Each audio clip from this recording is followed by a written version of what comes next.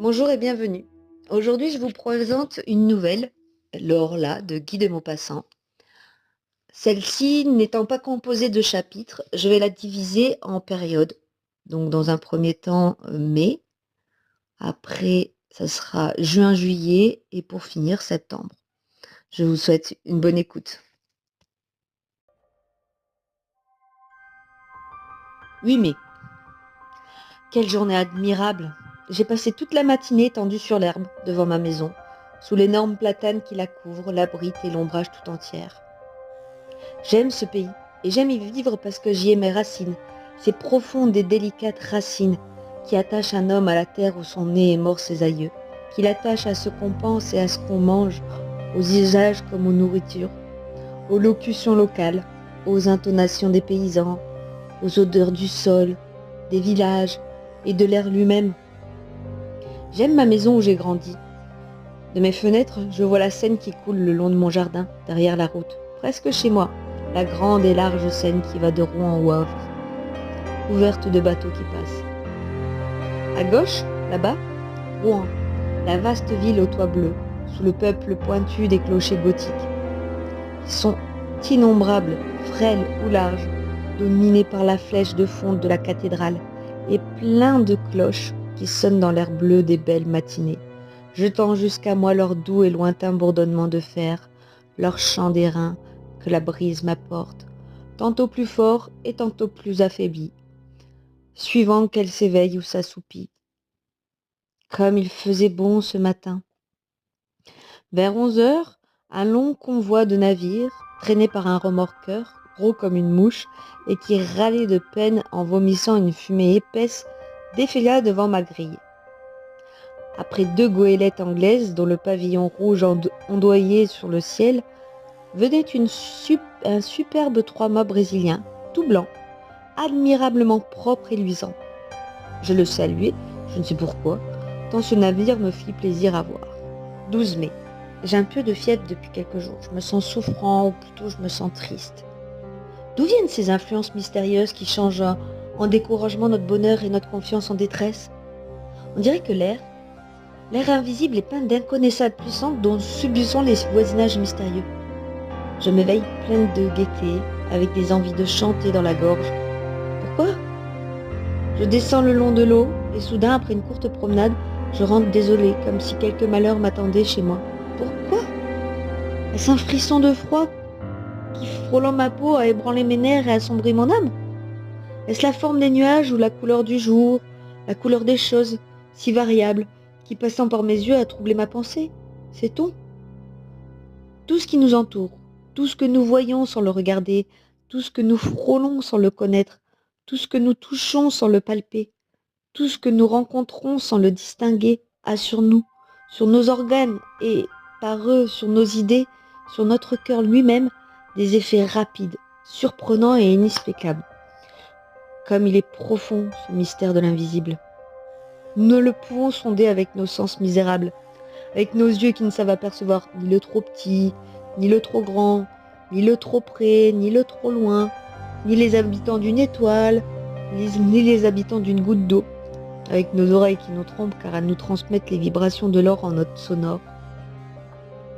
Elles sont des fées qui font ce miracle de changer en bruit ce mouvement et qui, par cette métamorphose, donnent naissance à la musique, qui rend chantante l'agitation muette de la nature.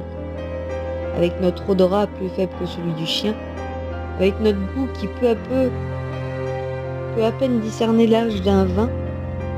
Ah, si nous avions d'autres organes qui accompliraient en notre faveur d'autres miracles, que de choses nous pourrions découvrir encore autour de nous. 16 mai. Je suis malade décidément. Je me portais si bien le mois dernier.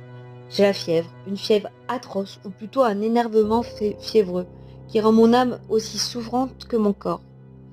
J'ai sans cesse cette sensation affreuse d'un danger menaçant, cette appréhension d'un malheur qui vient ou de la mort qui approche, ce pressentiment qui est sans doute l'atteinte d'un mal encore inconnu, germant dans le sang et dans la chair. 18 mai. Je viens d'aller consulter un médecin, car je ne pouvais plus dormir. Il m'a trouvé le pouls rapide, l'œil dilaté, les nerfs vibrants, mais sans aucun symptôme alarmant. Je dois me soumettre aux douches et boire du bromure de potassium. 25 mai. Aucun changement. Mon état, vraiment, est bizarre.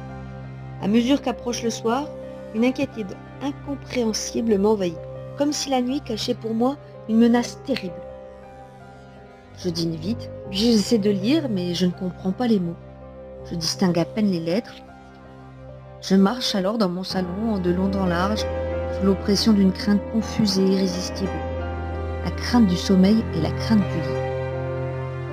Vers 10 heures, je monte dans ma chambre. À peine entrée, je donne 2 tours de clé et je pousse les verrous. J'ai peur. De quoi? Je ne redoutais rien jusqu'ici. J'ouvre mes armoires, je regarde sous mon lit, j'écoute. J'écoute. Quoi? Est-ce étrange qu'un simple malaise, un trouble de la circulation peut-être, l'irritation d'un filet nerveux, un peu de congestion, une toute petite perturbation dans le fonctionnement si imparfait et si délicat de notre machine vivante, puisse faire une mélancolique du plus joyeux des hommes et un poltron du plus brave. Puis je me couche et j'attends le sommeil comme on attendrait le bourreau. Je l'attends avec l'éprouvante de sa venue et mon cœur bat. Et mes jambes frémissent, et tout mon corps tressaille dans la chaleur des draps, jusqu'au moment où je tombe tout à coup dans le repos, comme on tomberait pour s'y noyer dans un gouffre d'eau stagnante. Je ne le sens pas venir, comme autrefois, ce sommeil perfide caché près de moi, qui me guette, qui va me saisir par la tête, me fermer les yeux, m'anéantir. Je dors, longtemps, 2 ou 3 heures. Puis un rêve. Non, un cauchemar m'étreint. Je sens bien que je suis couché et que je dors. Je le sens et je le sais. Et je sens aussi que quelqu'un s'approche de moi, me regarde, me palpe, monte sur mon lit, s'agenouille sur ma poitrine, me prend le cou entre ses mains et serre de toute sa force pour m'étrangler. Moi, je me débats, lié par cette impuissance atroce qui nous paralyse dans les songes. Je veux crier, je ne peux pas. Je veux remuer, je ne peux pas.